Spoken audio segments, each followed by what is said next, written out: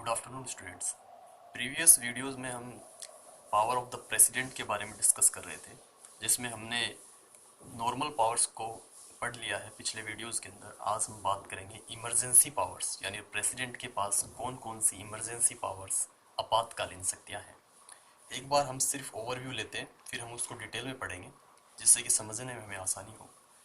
तो emergency powers तीन प्रकार की होती हैं जो कि प्रेसिडेंट के पास है।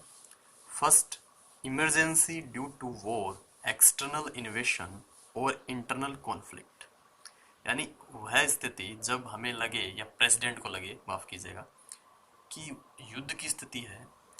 ऐसी कंडीशन में एक्सटर्नल इन्वेशन यानी बाहरी आक्रमण होने वाला है, कोई बाहरी शक्ति हम पर, हमारे देश पर अटैक करने वाली है। और इंटरनल कॉन्फ्लिक्ट, या किसी राज्य के अंदर या किसी भी देश के किसी भी एरिया में आर्म्ड रिवोल्ट हो, सशस्त्र विद्रोह कर दे कोई जन समूह। ऐसी स्थिति के अंदर नेशनल इमरजेंसी यानी नेशनल इमरजेंसी को इम्पोज किया जाएगा। यह आर्टिकल नंबर 352 के अंदर मेंशन है, यानी नेशनल इमरजेंसी जो है वो आर्टिकल नंबर 352 के अंदर मेंशन की गई है। सेकेंड टाइप ऑफ इमरजेंसी है declaration of emergency in case of constitutional breakdown in A state. किसी भी राज्य में, यानी हमारे देश के अंदर जितने भी राज्य हैं और किसी भी पर्टिकुलर राज्य में वहाँ की सरकार अकॉर्डिंग टू कॉन्स्टिट्यूशन वर्क नहीं कर रही है, वहाँ कॉन्स्टिट्यूशनल ब्रेकडाउन है, उस कंडीशन के अंदर प्रेसिडेंट उस पर्टिकुलर स्टेट के अंदर इमरजेंसी लगा सकता है, और इसलिए इसे कहते हैं स्टेट इमरजेंसी। फर्स्ट वाली national emergency, second state emergency. Article number 356 के अंदर इसको मेंशन किया गया है। अब करते बात थर्ड इमरजेंसी की, जिसे फिनेंशियल इमरजेंसी भी कहते हैं। Process of declaration of a financial emergency, यानी जब हमारे देश के अंदर फिनेंशियल क्राइसिस आए, ऐसी कंडीशन के अंदर प्रेसिडेंट पूरे देश में फिनेंशियल क्राइसिस इम्पोज कर सकता है। यह आर्टिकल नंबर 360 के अंदर मेंशन किया गया है। यानी हमने तीन इमरजेंसी के बारे में पढ़ना है। फर्स्ट है नेशनल इमरजेंसी, सेकंड है स्टेट इमरजेंसी, थर्ड है फाइनेंशियल या फिनेंशियल इमरजेंसी, वित्तीय आपातकाल। तो इन तीनों को हम डिटेल में पढ़ेंगे वन बाय वन। तो आप अपनी नोटबुक में यहाँ से स्टार्ट कीजिएगा, वो सिर्फ समझाने के लिए था, अगर आप उसे भी करना चाहें तो कर सकते हैं। स्टार्ट करते हैं second, emergency powers, declaration, implementation and practical use. यानी प्रेसिडेंट के पास कौन कौन सी इमरजेंसी पावर्स हैं, या तीन पावर्स है जो हम पढ़ चुके हैं पहले भी, उनको डिक्लेयर करने की प्रोसेस क्या है, इम्प्लीमेंटेशन कैसे होता है, उनको लागू कैसे किया जाता है, और उनका प्रैक्टिकल यूज क्या है, वास्तव में वो क्या काम आते हैं। To face the situation of an emergency, the constitution has provided several exclusive होता है विशेष, powers to the president. Emergency की स्थिति के अंदर संविधान ने प्रेसिडेंट को कुछ स्पेशल एक्सक्लूसिव पावर्स दिए हैं, तो वो पावर्स हम देखेंगे। फर्स्ट क्या है, national emergency, emergency due to war, external invasion और इंटरनल कॉन्फ्लिक्ट। वही फिर से वही बात होगी कि जब हमें लगे, प्रेसिडेंट को लगे कि वॉर की कंडीशन है, दूसरे देश से हमारा युद्ध होने वाला है, ऐसी स्थिति के अंदर एक्सटर्नल इन्वेशन कोई बाहरी आक्रमण है, या इंटरनल कॉन्फ्लिक्ट, किसी भी देश में किसी के कोई भी क्षेत्र हो, अगर वहाँ पर आर्म्ड रिवोल्ट है, सशस्त्र विद्रोह कर दिया जाता है किसी भी जनता के समूह के द्वारा, तो ऐसी कंडीशन में प्रेसिडेंट नेशनल इमरजेंसी पोज कर सकता है, जो आर्टिकल नंबर 352 के अंदर मेंशन है। अब बात करते हैं जो ये नेशनल इमरजेंसी है, इसको इम्प्लीमेंट या इसको डिक्लेयर कैसे किया जाता है। Process of declaration, in the beginning, शुरुआत की बात कर रहे हैं।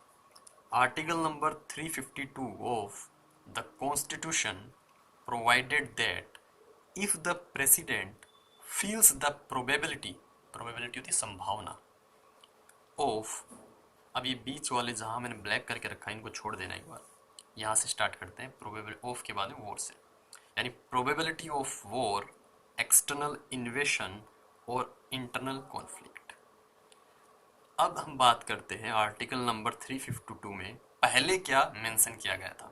अब इसमें सुधार कर दिया गया है, लेकिन पहले क्या लिखा हुआ था। तो पहले इसमें लिखा गया था, अगर प्रेसिडेंट को सिर्फ प्रोबेबिलिटी लगे, संभावना लगे, संभावना का मतलब अटैक हुआ नहीं है, एक्सटर्नल इन्वेशन हुआ नहीं। तो प्रोबेबिलिटी का मतलब ये है कि अभी युद्ध हुआ नहीं है, ना ही कोई बाहरी आक्रमण हुआ है यानी एक्सटर्नल इन्वेशन हुआ है, और ना ही इंटरनल कॉन्फ्लिक्ट हुआ है। बस प्रेसिडेंट को उसकी संभावनाएं नजर आ रही हैं, यानी इन फ्यूचर ऐसा हो सकता है या कुछ ऐसी कंडीशंस बनी हुई है कि उसे लगे कि ऐसा हो सकता है। तो सिर्फ प्रोबेबिलिटी के आधार पर ही वह क्या कर सकता है, then he could impose an emergency, ऐसी इमरजेंसी को इम्पोज कर सकता है। If any such condition arised or there is a possibility of such kind of situation in the future without the consent of the parliament, this declaration used to remain valid for 2 months। अब सिर्फ situation है ऐसी कि possibilities हैं, president को लग रहा है कि बाहरी आक्रमण हो सकता है, एक्सटर्नल इन्वेशन हो सकता है, या युद्ध हो सकता है, इंटरनल कॉन्फ्लिक्ट हो सकता है, उसे सिर्फ पॉसिबिलिटीज़ नज़र आ रही है। तो ऐसी स्थिति में ही वह क्या कर सकता है, बिना पार्लियामेंट से सहमति लिए हुए, बिना पार्लियामेंट की कंसेंट के इमरजेंसी डिक्लेयर कर सकता था। ठीक है, ये पहले की बात है। और ये जो डिक्लेरेशन है ये 2 महीने तक वैलिड रहेगा। ठीक है, and after the consent of the parliament the government could continue this declaration as पर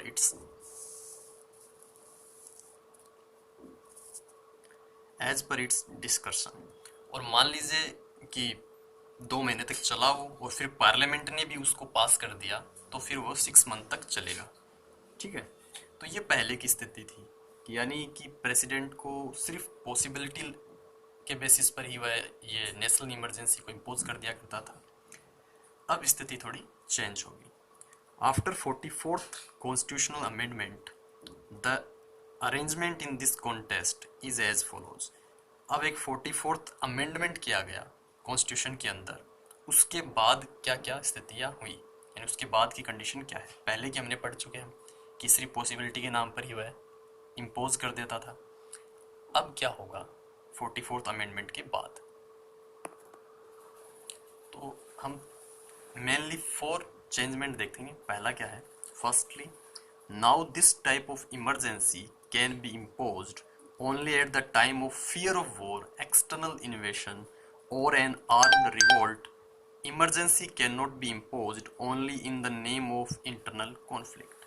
क्या बदलाव आया कि पहले सिर्फ पॉसिबिलिटी के नाम पर या इंटरनल कॉन्फ्लिक्ट के नाम पर ही पूरे देश के अंदर इमरजेंसी इम्पोज कर दी जाती थी प्रेसिडेंट के द्वारा, लेकिन 44th अमेंडमेंट के द्वारा अब सिर्फ जब युद्ध का खतरा होगा तब, एक्सटर्नल इन्वेशन का खतरा होगा तब, या कहीं आर्म रिवोल्ट होगा तब हम क्या कर सकते हैं, प्रेसिडेंट क्या कर सकता है, इमरजेंसी इम्पोज कर सकता है। केवल इंटरनल कॉन्फ्लिक्ट के नाम पर सारे देश के अंदर नेशनल इमरजेंसी को लागू नहीं किया जा सकता। सेकंड चेंज क्या आया, secondly the president can declare this type of emergency only if the council of minister give a written advice to the president in this context. पहले क्या था, 44th अमेंडमेंट से पहले प्रेसिडेंट बिना पार्लियामेंट की consent के इमरजेंसी को declare कर देता था, लेकिन अमेंडमेंट के बाद में जब काउंसिल ऑफ मिनिस्टर उसे रिटर्न में एडवाइस देगी कि हाँ हमें इम्पोज कर देनी चाहिए इमरजेंसी, तभी वह क्या कर सकता है, प्रेसिडेंट इमरजेंसी को इम्पोज कर सकता है। थर्डली, एंड थर्ड चेंज क्या है, after declaration of emergency its approval from special majority is mandatory and to continue it approval will be required after every 6 month. मान लीजिए इमरजेंसी को डिक्लेयर कर दिया गया है, लेकिन वो डिक्लेयर तभी मानी जाएगी जब हमें स्पेशल मेजोरिटी, इमरजेंसी डिक्लेयर हमने कर दी है लेकिन पार्लियामेंट से स्पेशल मेजोरिटी के द्वारा उसे पास करवाना जरूरी है। ठीक है, अप्रूवल, और हर एक 6 महीने के बाद फिर से अप्रूवल लेना जरूरी। इसका जो इन सोल मीनिंग है वो यही है कि एक बार इमरजेंसी सिर्फ 6 मंथ तक ही चल सकती है। 6 मंथ के बाद दोबारा से हमें पार्लियामेंट को बुलाना पड़ेगा, जैसे कि हम पढ़ चुके हैं पहले की सेशन कितने दिन बाद होता है, आफ्टर 6 मंथ। तो 6 मंथ के बाद फिर सेशन आएगा और फिर से इमरजेंसी, अगर स्थिति है कि हमें लगता है कि इमरजेंसी को लगाना पड़ेगा दोबारा से, तब इमरजेंसी को दोबारा स्पेशल मेजोरिटी के द्वारा हम वो पास करते हैं और इमरजेंसी इम्पोज कर दी जाती है। और अगर इमरजेंसी हटाने की स्थिति है कि भाई अब सिचुएशन नॉर्मल हो चुकी है, इमरजेंसी की कोई ज़रूरत नहीं है, तब क्या करेंगे? देखो, fourthly, the declaration of emergency can be ended by a simple majority of Lok Sabha members present and participating in the elections। लगाने के लिए हमें स्पेशल मेजोरिटी की ज़रूरत थी, लेकिन अगर इमरजेंसी को हटाना है तो हटाने की कंडीशन में सिर्फ सिंपल मेजोरिटी चाहिए हमें। किसकी? लोकसभा के मेंबर्स की, या तो जो प्रेजेंट है उस समय लोकसभा में उनकी सिंपल मेजोरिटी, या जिन लोग ने पार्टिसिपेट किया है वोटिंग के अंदर, इलेक्शन के अंदर, उनकी स्पेशल मेजोरिटी। तो ये था नेशनल इमरजेंसी, ठीक है, जिसमें हमने 44th अमेंडमेंट से पहले की स्थिति को देखा और 44th अमेंडमेंट के बाद क्या क्या चेंज आए एंड 4 बदलाव आए, उन 4 बदलावों को भी देखा। अब बात करते हैं स्टेट इमरजेंसी की। Declaration of emergency in case of constitutional breakdown in A state. जब किसी राज्य में वहाँ की सरकार अकॉर्डिंग टू कॉन्स्टिट्यूशन वर्क नहीं करती है, ठीक है, तब ये स्टेट इमरजेंसी लागू की जाती है, जो आर्टिकल नंबर 356 के अंदर मेंशन है। प्रोसेस ऑफ डिक्लेरेशन देख लेते हैं। According to article 356, if the president came to know from the state governor or if he himself considers that such a condition has evolved होता है पैदा होना, that the government of some state is not functioning as per the provision of the constitution। एक साथ समझते हैं कि article number 356 के अनुसार यदि प्रेसिडेंट को किसी राज्य का राज्यपाल, पर्टिकुलर कोई भी स्टेट हो सकता है, उस राज्य का राज्यपाल ये इन्फॉर्मेशन दे कि भाई हमारे राज्य में जो गवर्नमेंट है वो अकॉर्डिंग टू कॉन्स्टिट्यूशन वर्क नहीं कर रही, या प्रेसिडेंट को खुद ऐसा लगे या उसे खुद उसने देखा हो कि किसी राज्य के अंदर जो सरकार है वो अकॉर्डिंग टू कॉन्स्टिट्यूशन वर्क नहीं कर रही है, फंक्शन नहीं कर रही है, then he can declare an emergency in that state. तब वह उस राज्य के अंदर इमरजेंसी, स्टेट इमरजेंसी को लागू कर सकता है। Without the consent of the parliament the declaration can not be implemented for a period of more than 2 months। Parliament के बिना सहमति के ये जो डिक्लेरेशन है 2 महीने तक ही वैलिड रहेगा। आफ्टर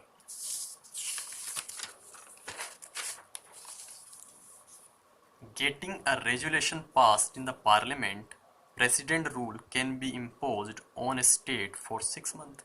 ये हम पहले ही पढ़ चुके, हर जगह यही बात रहेगी कि अगर पार्लियामेंट से कंसेंट नहीं ली है तब तो 2 महीने तक वैलिड रहेगा, और यदि पार्लियामेंट से कंसेंट ले ली गई है तो वो 6 मंथ तक लास्ट करेगा, यानी चलेगा, ठीक है। 6 महीने के बाद कंटिन्यू कभी भी इमरजेंसी नहीं रह सकती। 6 महीने के बाद हमें दोबारा से पार्लियामेंट बुलानी पड़ेगी, फिर से अगर ज़रूरत है तो उसे बढ़ाया जाएगा। It is mandatory that this type of resolution is passed in both the respective houses of the parliament with simple majority। और स्टेट इमरजेंसी लगाने के लिए ये आवश्यक है कि जो स्टेट इमरजेंसी का जो रेजोल्यूशन है, जो प्रस्ताव है, वो दोनों हाउस यानी लोकसभा और राज्यसभा दोनों से सिंपल मेजोरिटी से पास हो जाए। In any case it is not possible to impose president rule after a period of 3 years। अब ये क्या कह रहा है? ये दूसरी बात है, यानी कोई भी देश है अगर वहाँ 3 साल तक अगर लगातार इमरजेंसी है, ठीक है, हर 6 महीने के बाद पार्लियामेंट उसको आगे बढ़ा देती है, हर 6 महीने के बाद उसको आगे बढ़ा देती है, तो वो 3 साल तक ये प्रोसेस चलती रहती है। तो 3 साल तक किसी भी देश में या 3 साल के बाद में किसी भी देश में इमरजेंसी नहीं रह सकती। इसका सिंपल सा लॉजिक ये है कि ऐसा देश जिसमें 3 साल तक सरकार या वहाँ के अंदर की जनता अगर वो व्यवस्थित नहीं हो सकती है या संविधान के अनुसार शासन नहीं चला सकती वहाँ की सरकार, तो फिर वो देश ही कैसा, या उस देश में सरकार किस काम की। तो इस वजह से एक लॉजिकल इम्पैक्ट है इस बात का कि ऐसा देश जहाँ की गवर्नमेंट 3 साल के अंदर सिचुएशन को नॉर्मल नहीं कर पाई, यानी 3 साल उसे मिले हैं कोई भी समस्या को सुलझाने के लिए, इंटरनल कॉन्फ्लिक्ट हो चाहे एक्सटर्नल इन्वेशन हो चाहे वॉर हो, अगर 3 साल उसे मिले हैं और 3 साल में भी वह उसे सोल्व नहीं कर पा रही है, तो वास्तव में वो सरकार उस देश को चलाने में सक्षम ही नहीं है, कोई भी सरकार उस देश को चलाने में सक्षम ही नहीं है। तब इस चीज़ के अंदर ये लॉजिक है। तो पहली बात कि 6 महीने तक एक बार इमरजेंसी रह सकती है, हर 6 महीने के बाद पार्लियामेंट बुलाया जाएगा और वहाँ पर उस इमरजेंसी को, अगर स्थिति है तो उसको आगे बढ़ाया जाएगा, अगर नहीं है तो उसे हटा दिया जाएगा। और 3 साल तक ही रह सकती है इमरजेंसी, मैक्सिमम पीरियड कितना है, 3 साल, उसके बाद इमरजेंसी नहीं रह सकती। लास्ट एंड फाइनल है financial emergency, process of declaration of a financial emergency. अब हम इसके डिक्लेरेशन की प्रोसेस को देखते हैं। According to article 360, if the president feels that the financial stability और गुडविल, गुडविल होती है ख्याति, ठीक है, of India is threatened, threatened होता है खतरा होना या कमजोर होना, then he can declare a financial emergency. यदि प्रेसिडेंट को यह लगे कि जो भारत की फिनेंशियल स्टेबिलिटी है, यानी पूरे विश्व के अंदर, विश्व ट्रेड या विश्व, क्या कह सकते हैं आप, कि जो विश्व व्यापार संगठन है उसके अंदर जो फिनेंशियल स्टेबिलिटी है, या हमारे देश के अंदर जो ग्रोस डोमेस्टिक प्रोडक्ट्स है या जो इनकम है हमारी, उसके अंदर स्टेबिलिटी खत्म हो गई है, और विश्व के अंदर हमारी गुडविल, ख्याति है, उसको भी कमी आई है, तो ऐसी स्थिति के अंदर फिनेंशियल इमरजेंसी लागू की जा सकती है। For the declaration of this emergency the tenure fixed is the same as that in the case of the first type of emergency.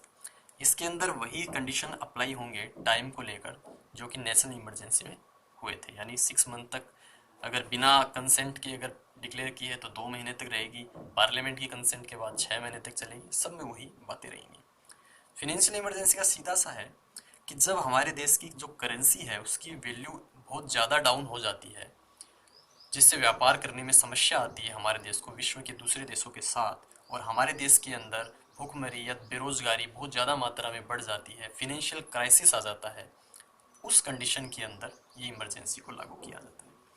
तो हमने प्रेसिडेंट के इमरजेंसी पावर्स को कम्प्लीटली डिस्कस कर लिया है।